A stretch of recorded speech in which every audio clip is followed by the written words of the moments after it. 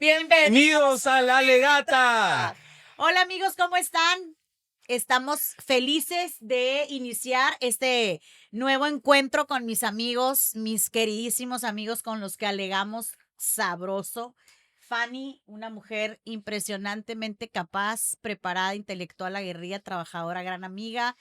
Y por supuesto aquí la revelación juvenil de La Legata, al Jordan, que nos aguante estas dos ladies. Muchas gracias, amigo, por estar A la acá. orden, siempre con ustedes, ya saben.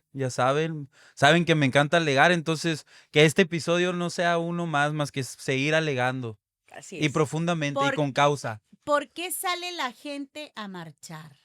Por inconformidad. ¿Por inconformidad o porque tiene una causa que quiere defender? ¿Cuál es la diferencia? Bueno, la inconformidad marchar. genera la causa, ¿no? Bueno, La inconformidad podría ser la causa. Aquí la cosa es, ¿qué es lo La que te inconformidad inconforma? en torno a qué, Si ¿no? te inconforma pagar tus impuestos, yo creo que para eso no hay que salir a marchar, ¿no? Depende de lo que nos inconforme. A veces sí deberíamos, ¿no? Sí. La realidad es que quien a nivel histórico ha tomado el hecho de la protesta social como parte de sus herramientas o sus mecanismos del cambio histórico, del cambio de paradigma, pues son las corrientes, son las corrientes colectivas, son las corrientes progresivas o lo que conocemos como corrientes de izquierda, ¿no? Eso sí hay que decirlo. No todos tienen la costumbre de salir a marchar a defender sus derechos. bueno, donde sí se marcha con mucha frecuencia y es algo que la gente lo expresa es la Ciudad de México. Ya en la Ciudad de México es como parte del día a día saber si va a haber marchas o no va a haber marchas, qué calles o qué avenidas, qué vialidades se van a obstruir o no. Y ahí es en donde hay una cantidad impresionante de gente que dice, ¿por qué tienen que pagar ciudadanos que no tienen nada que ver con sus causas y sus movimientos, las consecuencias de vialidades cerradas? Porque entonces por defender mi causa y mi derecho, tengo esta oportunidad de afectar a los demás. ¿Qué opinas de eso, Jordan? Pues es que me parece que es inevitable cuando hay protestas. No, Yo creo que sí. inevitable cerrar calles. O sea, yo creo que a veces es necesario, por supuesto.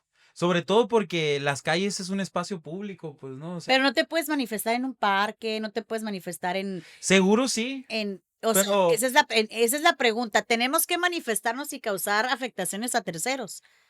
Ahí a veces sí. es que la protesta va de llamar la atención, no solo va, Exacto. no solo va de expresar, o lo que llamamos también desde las colectivas feministas, no es solo pasar de la indignación a la digna acción, sino que esa digna acción tiene que ir acompañada de llamar la atención. ¿Y llamar la atención de quién? De los tomadores de decisiones, de quienes Exacto. ejercen el poder y tienen la capacidad de resolver tu necesidad. Ahora, si como sociedad lo que exigimos no es una necesidad mayoritaria o no es una necesidad tangible o hay necesidades prioritarias por la cual marchamos, pues ahí es donde puede entrar un juicio de valor jurídico, ya diciéndolo como abogada, en realmente tú como protestante puedes salir a generar tu toma del espacio público a pesar de que el hacer es el derecho de los demás. Todo depende del nivel de exigencia y necesidad de la causa de lo que exija, ¿no? Porque se entiende que si tú eres un gobierno que escucha, si eres una autoridad que genera consensos, que genera espacios de diálogo, entonces no habría una sola causa que no fuera atendida al grado de llegar a ser necesario tomar las calles. Sí, claro. Luego entonces las personas y los movimientos que salen y toman las calles lo hacen porque no son escuchados. Yo difiero, porque por ejemplo, todos aquellos que salen y marchan a favor del orgullo gay, no es que no estén siendo escuchados por un gobierno o por una sociedad, es un orgullo el que salen a manifestar. Entonces, la manifestación también tiene un eco de júbilo. Desde mi punto de vista, también la gente a Claro, veces sí. sale y marcha defendiendo idiosincrasias, ideologías. Luchas. Por supuesto que también la marcha pacífica es una herramienta para protestar o para gritar y ser escuchado. ¿Dónde se rompe? Es la única legítima. ¿Dónde se rompe la línea? Pues cuando ya empiezas a generar, ahora sí que efectos en la otra persona, en tu prójimo, pero de manera ya física, ¿no? O sea, Violencia e integridad. Violencia, o Es sea, que es donde realmente se rompe el derecho de la otra persona. claro. Tu derecho, tú como persona que protesta y que toma el espacio público, no estás limitando el derecho de tránsito, de libre tránsito de los terceros, porque tu causa es legítima. ¿Dónde sí violentas el derecho y se le pone un límite o se le contiene a esta lucha de las causas? Cuando esa lucha se convierte en violencia. Ahí es donde, exacto, se pierde la legitimidad y es donde sí nos podemos a comenzar a cuestionar dónde se detiene tu derecho a la manifestación, que es un derecho constitucional, porque estás violando otro tipo de derechos, ¿no? No, y porque estás generando un estado de provocación Claro. en donde en vez de representar y defender una causa justa, lo único que estás haciendo es un montaje que puede generar violencias y que también nadie lo quiere, pero parece que hay un sector ahí escondido dentro de la política mexicana que le está ganando el odio y el miedo, que sí quisieran generar a lo mejor una persona que se le vaya la vida para poder tener ahora sí que contestaciones, digamos, entre comillas, más legítimas a la agenda que muchas de estas personas oscuras quieren imponer en este Bueno, país, ¿no? es que es Así es. inevitable que en una marcha no se sumen grupos violentos que quieran romper el ánimo de la marcha, ¿no? Digamos que humanamente se puede unir 10, 15, 20 personas, 30, Sí se puede 50, 80. contener. Discúlpame, Celida, pero 2 millones de personas estuvieron tomando el Zócalo y la avenida del Paseo de la Reforma durante meses. Claro, Entonces se rompió un cristal. claro, claro. Y esas 2 millones de personas estuvieron dirigidas por Andrés Manuel López Obrador, que él comenzó con los éxodos de la democracia en los años 90 y esas han sido las mejores ejemplificaciones de protestas pacíficas, porque la protesta no debe significar violencia. Y lo digo No, yo no. como luchadora Es que social. la protesta no es violencia. Exactamente. Y ahí es donde No es sí violencia. podemos señalar, y lo que tú preguntabas al principio, Celida, ¿cuándo Es una libertad. marcha deja de ser el ejercicio de un derecho? ¿Y cuándo se convierte en la violación a los derechos de los otros? Bueno, yo creo que cuando una marcha va y toma una vialidad federal y hay personas, hay niños, hay abuelitos y hay familias que están horas arriba de un carro esperando que se quiten los manifestantes de una vía, una carretera, ahí hay una violación al derecho de terceros. Por eso es que hay una línea muy delgada.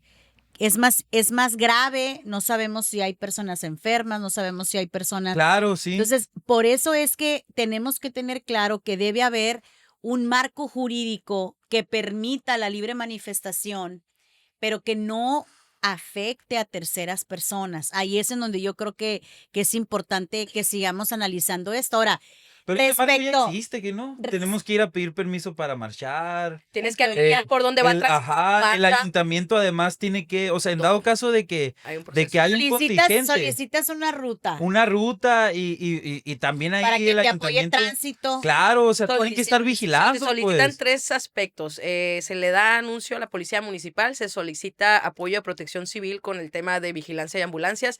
Y tercero, ahora se utiliza mucho involucrar a la Comisión de Derechos Humanos, ya sea estatal o nacional, precisamente para resguardar a los marchantes. Claro. Ahora, yo quiero ser muy puntual con este comentario. Me parece que es muy importante decirlo. Lo tenemos que decir nosotros, los militantes, los simpatizantes de la Cuarta Transformación, los militantes de Morena, de este Movimiento de Regeneración Nacional. Esta marcha no fue una marcha orgánica.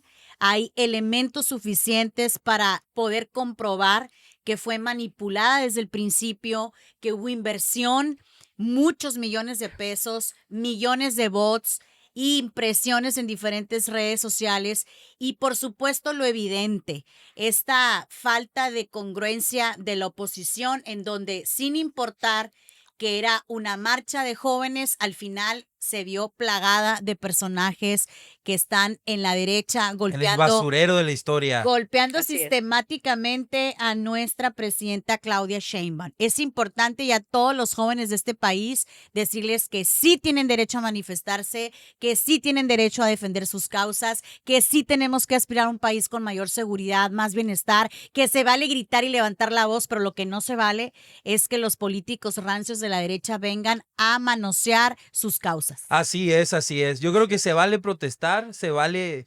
organizarse, gritar libertad, pero no se vale estarse mangoneando por esta bola de personajes que ya iba a decir una palabrota, la verdad. Bueno, y hay una Que televisora. la merecen, seguro esa palabrota se la merecen.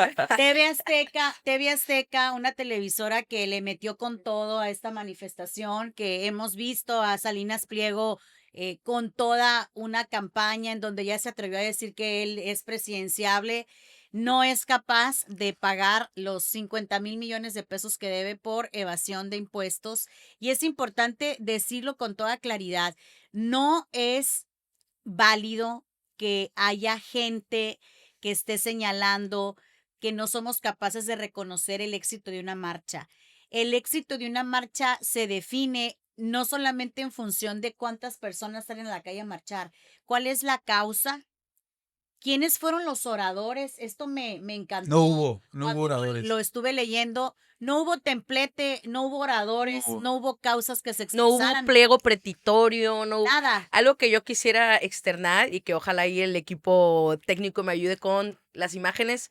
Hubo una policía, una mujer policía, que estos grupos de choque, porque no voy a llamarlos marchantes, no eran, estaban infiltrados Sí, dentro eran del... grupos de choque, Sí, totalmente. exactamente. Entonces, estos grupos de choque infiltrados en el mismo Zócalo, con el pretexto de la marcha de la Generación Z, tomaron a una mujer policía y entre alrededor de 30 personas, y por ahí está el video, la extrajeron de su grupo de escuderos, la sometieron en el piso e inclusive hasta con machetes le comenzaron a golpear por la espalda.